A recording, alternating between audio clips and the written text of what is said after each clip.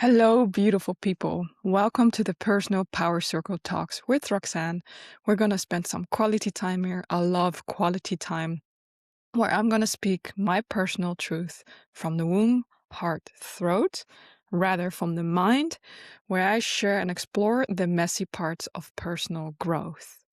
I'm Roxane, a creator, an Ayurvedic practitioner, and Reiki master with over a decade of experience in personal growth. So it's time to share my stories with you. As you get to know me, I'm a deep person, an empath, and love to reflect and contemplate about life. In this series, I will talk about the chakra system, a part of a system, ancient system from India. And this system really helped me to understand emotions better. And once diving deeper in this system, I realized it's so much more, and today we're going to focus on the sixth chakra, which is the third eye, also called Ajna in Sanskrit. Briefly, let's talk about what chakras are. So, like I mentioned, it is an ancient Indian system, and in these texts, in the Vedas and Upanishads, they talk about the nadis or energy channels all around our body, and we have the energy centers, which are the chakras. And chakra is really a literal meaning of the wheel, and the chakras are vortexes of energy, and it reflects different things. So your needs, ways of communicating, ways of feeling and viewing the world. And we are born with all chakras present, but they activate more fully at certain life stages. So it's another beautiful framework to see all the overview of your life stages. And so the third eye, the ages that gets activated are age 8.5 and 10, and it reactivates at age 19. And this is all about really being kid, storytelling, imagination, and creativity. That's the healthy way. And it's also the stage where the emotion of shame comes up at age 8.5. And in an unhealthy way. So if you can suppress your imagination and your self-expression.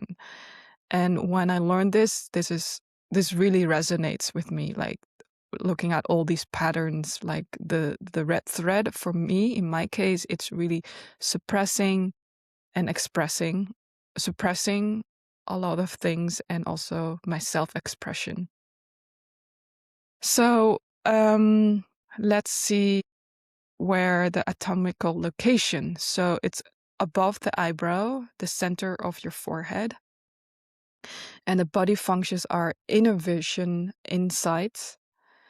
And the body system, it's the pituitary gland, the spine, lower brain.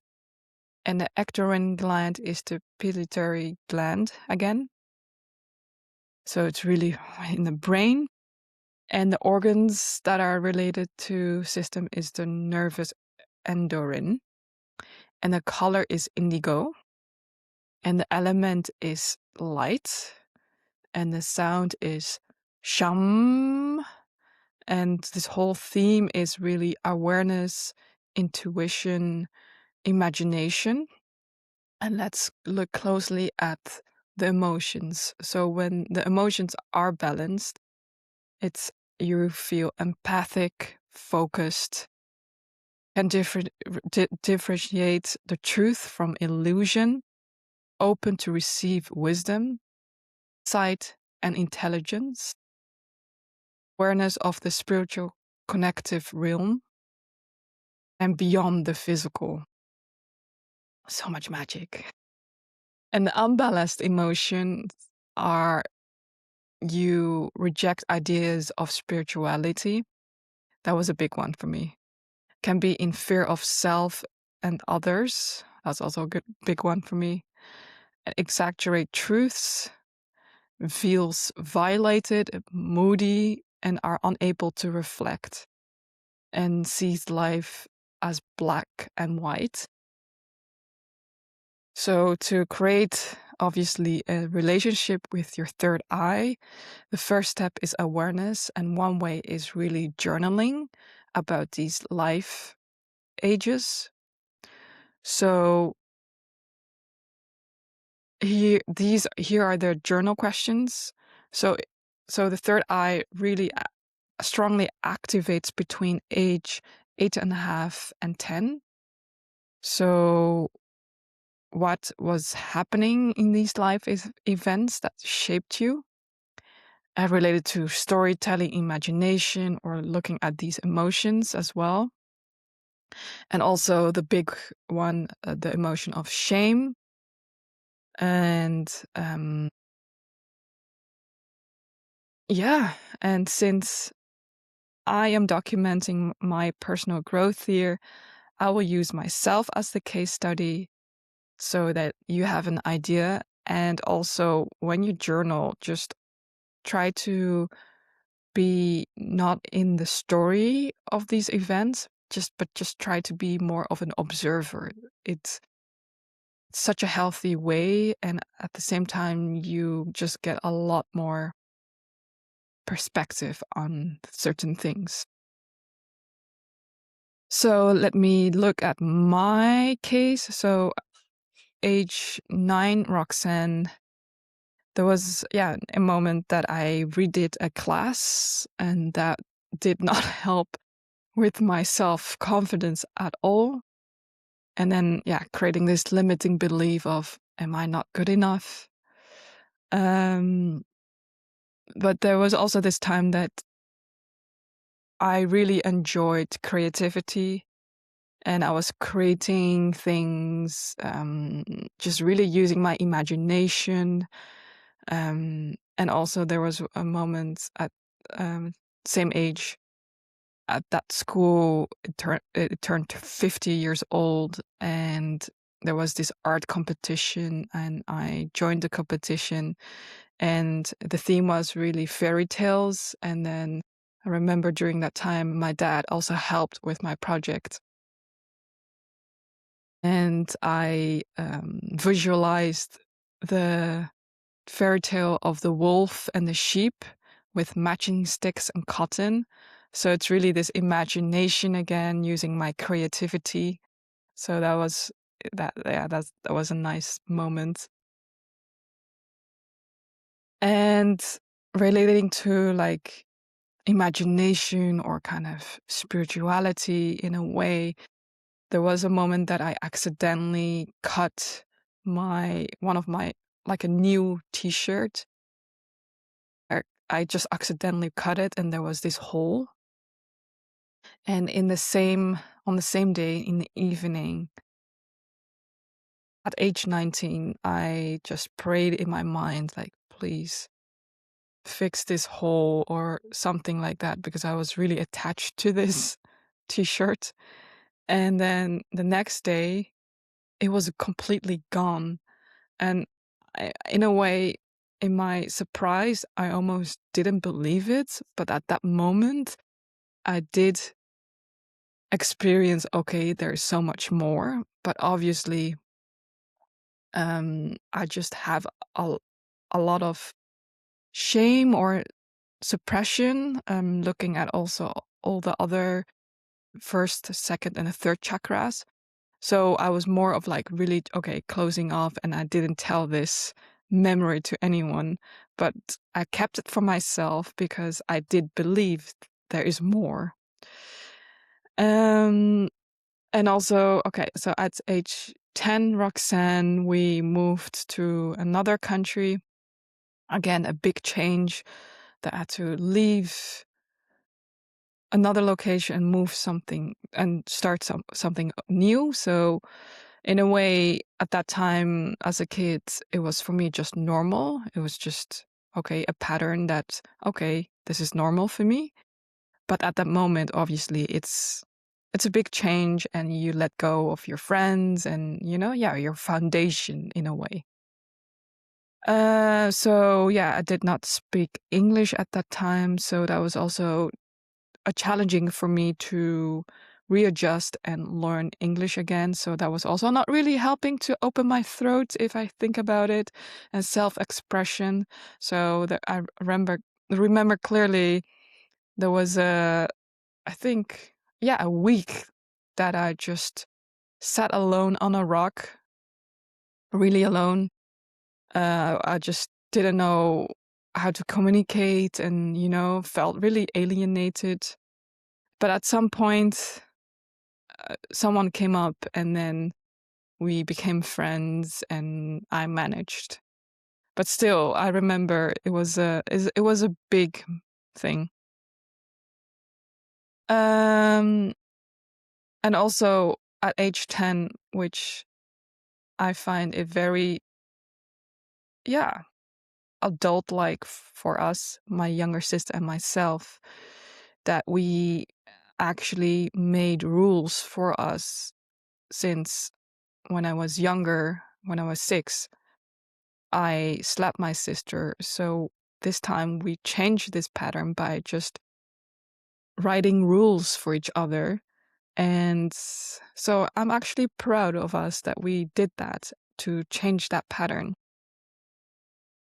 And I also clearly remember somewhere in class that at age 10, we were like learning about the rainforest, the Amazon rainforest, and I felt intuitively that I want to see this rainforest or experience this rainforest. And now fast forward now, 3 years ago, and also recently, I went to the rainforest and and yeah, it felt really good. So I can see there's a connection of probably a past life. So that's so cool that you can already recognize it in at a certain age, if you're really aware, or if you're just like me, just going through this.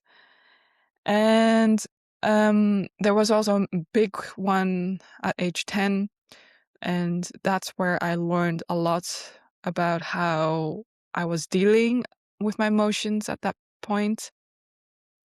So I was releasing a big emotion. It was probably sadness or anger, and I locked myself in the bathroom. I was just really angry, or to be honest, if I just look back, I was just really afraid the way how I reacted on this emotion. And obviously, my dad wanted to try to help, but I had so much fear, afraid really afraid of probably these similar themes of rejection, abandonment. So you could already see as a young kid, I was already creating this way of, okay, I want to fix these things by myself. And there was also this same period where difficult time when my mom left for job trips. And then this whole fear of abandonment came up, and it even made me sick. So at some point, my mom stayed home, and she did that a couple of times. But it's crazy how your mind, or how you create stories in your mind. And then around age 11, yes, I am a true romantic. I'm obsessed with romantic movies and series, and obviously reading books and collecting things and stickers, and spent most of the time in my room. That was just my way of creating my space for myself, a safe space. But if you think about it, I was just too obsessed with watching movies or series. And that was also the age where I explored my creativity, that I was really good at that. And so I won twice like these agenda covers at school, and even like cards, seasonal cards that I made, and it was printed out as a card.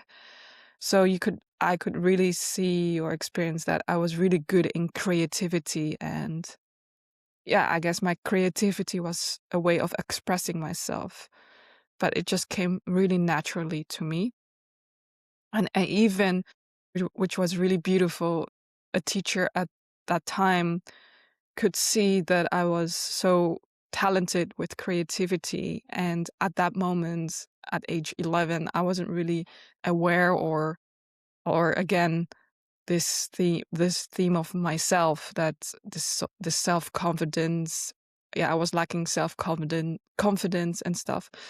And this teacher just put 2 paintbrushes in my school bag for encouragement.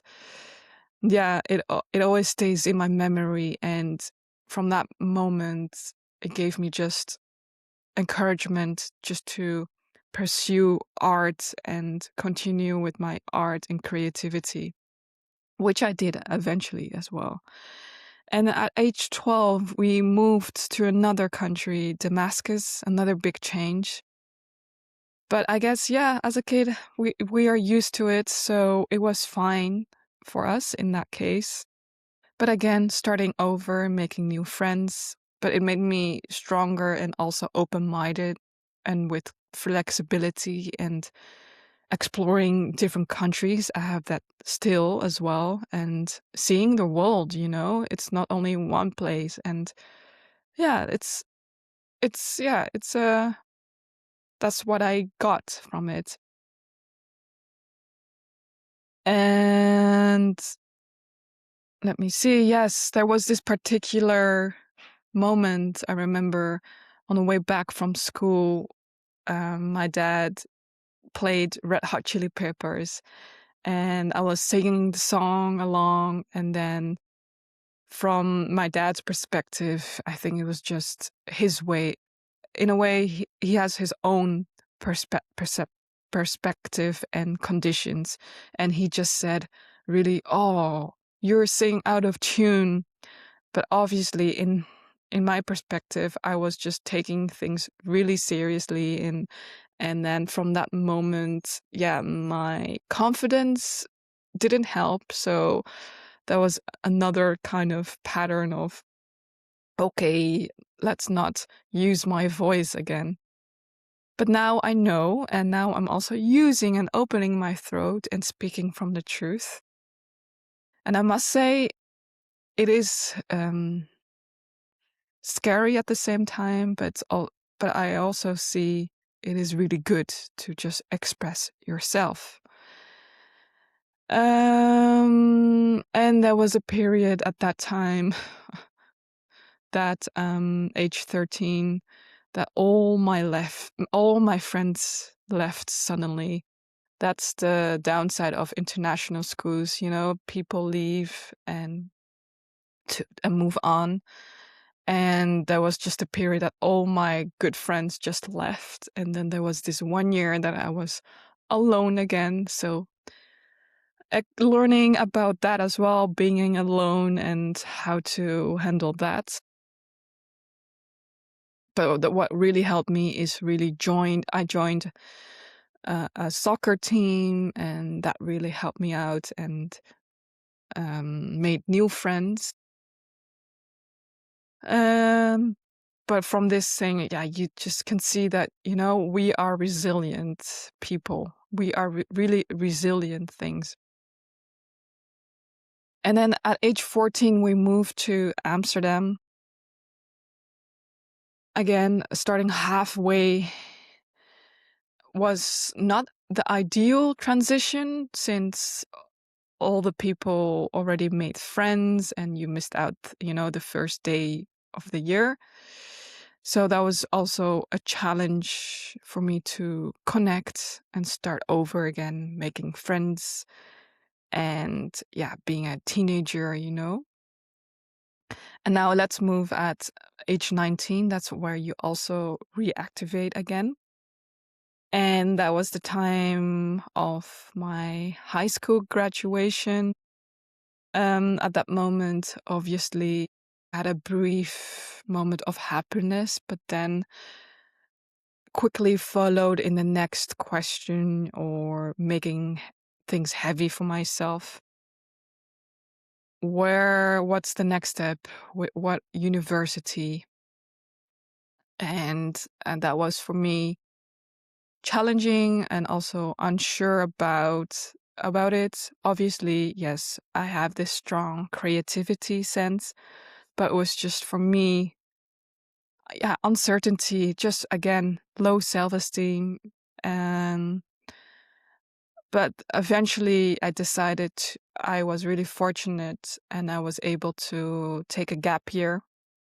And in that gap year, I found this beautiful course where I could just explore more about the creativity and explore different mediums. And that year helped me a lot, where I learned to gain my self-confidence again. And at the same time, I was working on my portfolio, since if you want to pursue in the design world, you got to get a portfolio.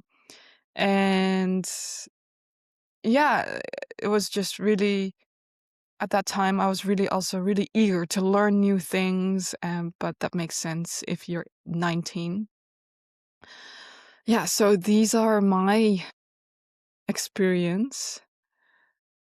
And based on these examples, and even also talking to you, it helped me really to understand and bring more perspective, like the way how I behave or who I am, and where I can look at certain patterns to work on.